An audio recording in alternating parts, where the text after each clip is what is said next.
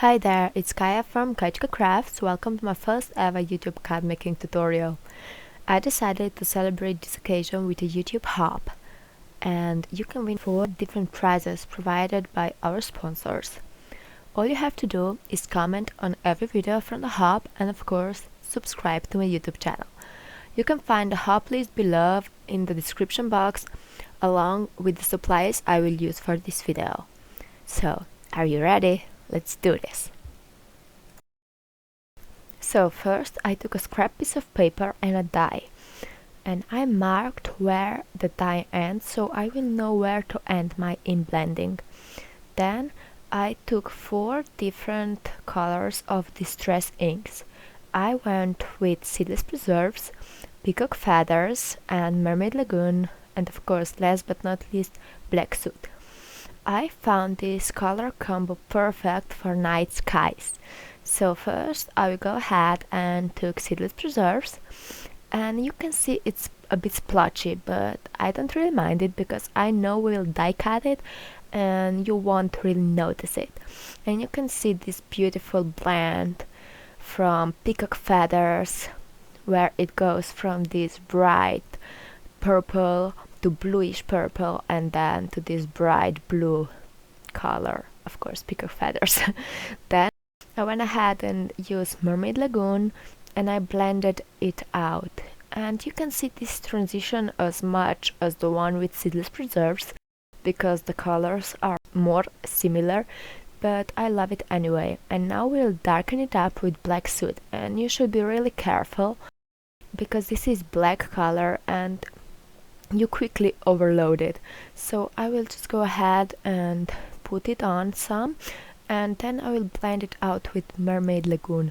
I found it easier to blend brighter color to the darker, so that's why you will see me use Mermaid Lagoon and go into the Black Soot.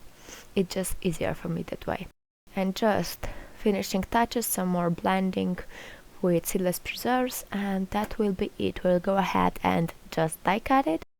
I used the same die from before from Najlepszy Par. It's stitched rectangles, and I will just position it with my washi and just put it through my C6 Big Shot, and you will see here this beautiful stitching on the both sides, but we'll just use the interpiece. So I will peel this off really carefully and you will see this great effect in a second. Now just pop the die out and you can see it.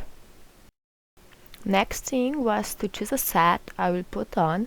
So this one is from Law Fong called Blue Skies, and I also took a top folding note card, and you'll see me start positioning here. I never plan ahead and I decided here to use this balloon, the big one, because I found that I need something to cover the rectangle. So I will just do some watercolor paper, and then we will do some watercoloring with zigs. And I found this Derwent smooth paper really works fine with it, actually great. I never had any problems, and I know many of you had. And here you could see me just stamp this balloon, and then we will move on to the coloring.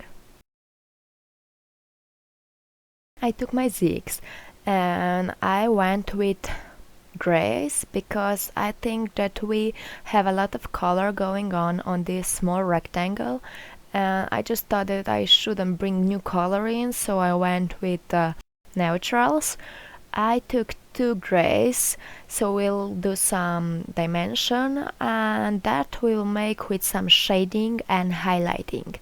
I will go ahead and put my shadows on the bottom of the balloon and on the top. You should be careful and really make the same highlight through the whole image.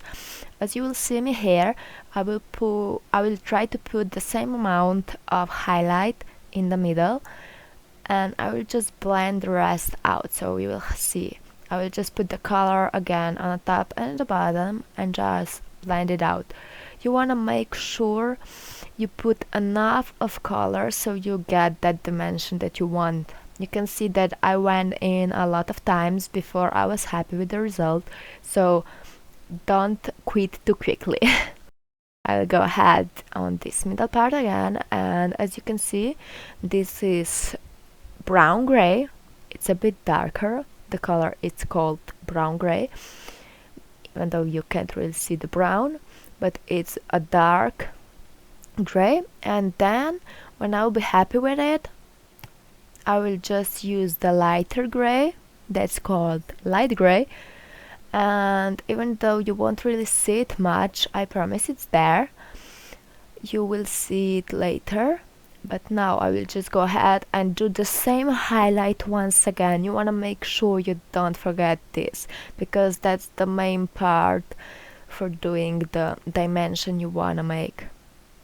So then I will go ahead and finish this up and just take some color down to the bottom part of the balloon and to the basket. And you want to make sure that this also has some highlight, but you will see me, I won't bother it much because this is really small portion of the image and you won't really focus on it. So I took just some water and I blended this light gray, and that will be it for the coloring. I will just go ahead and pick a sentiment. I went with all the new birthday greetings and choose this one that says happy birthday to you.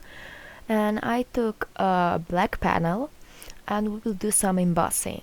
So I will position it on my acrylic block and I will just mask to you part off because I just wanted to have happy birthday sentiment, not happy birthday to you. So that's a really easy thing to do. Just put some post-it note stickies and make sure to mask it off and you'll be fine. So I took my Versamark sticky ink and just stamped it, and then of course embossing powder. This one is from Ranger, called Withered White, and it's not a bright white, but it's white and I like it, even though I don't have any other white. This is still bright on the black cardstock, of course. Then I just put my heat tool and set it to heat, and you will just see me decide where to put the sentiment. So here I changed my mind and put the balloon on the left side of the card, not on the right side as I was planning it originally.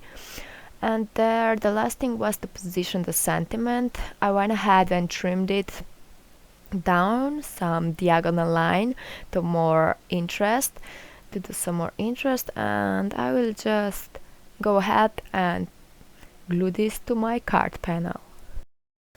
I will just make sure that I center it, and this is a really hard thing to do because you don't want to lean over, but I think I did a great job here.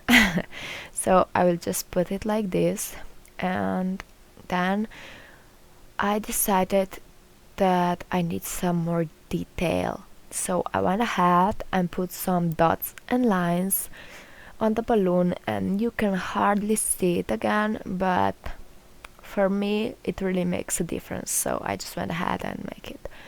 So then I took my quickie glue, and as you can see it didn't stick at first, but then when I press it hard enough it will stick. So here it is.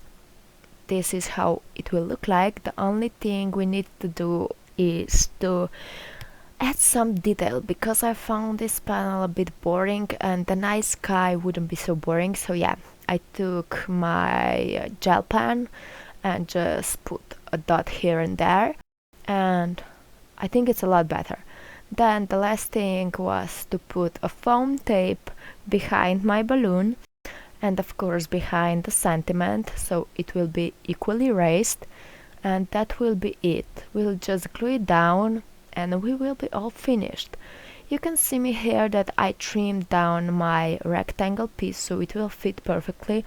You can always do this, even if you have rectangles or squares, you can always trim them down. And here it is. I will just put it down and press it, and this will be the card for today. That's it. Now I would like to thank my sponsors. Jane's Doodles, Chrome Spring Shop, Right at Home, and Just Crafts Digitals. Thank you so much for your support. I really hope you will hop along and join us because, prizes are awesome! That's it. Don't forget also to subscribe to my channel. You can find all the details below in the description. And yeah, see you next time, right? Bye bye!